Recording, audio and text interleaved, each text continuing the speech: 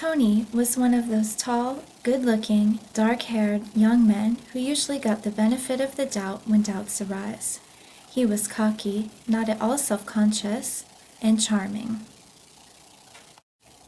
A freshman, Tony was mostly interested in improving his chances with the girls in the class, and I could see he expected success in that arena. Now, I am a serious person, and I take learning seriously. I expect my students to show that they are trying, and I found myself irritated with Tony. He whispered smart remarks from the back row, and the giggles they elicited got to me, I admit. I reacted to Tony by encouraging him to get into the class discussion. He resisted this, and we settled into battle mode.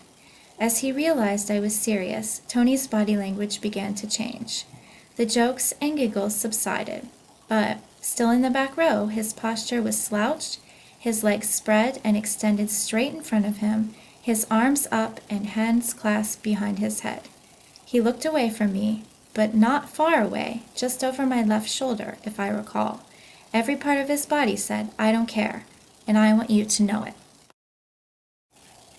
Tony didn't know he was doing this. He was surprised when one day one of his classmates said, "You must be really mad at Zull." Tony looked up, startled, and replied, "What do you mean?" "I can tell by the way you sit," came the reply. And suddenly, Tony saw it. His face turned pink, and when I wasn't looking, he slowly straightened in his chair and began looking at his assignment. It was striking.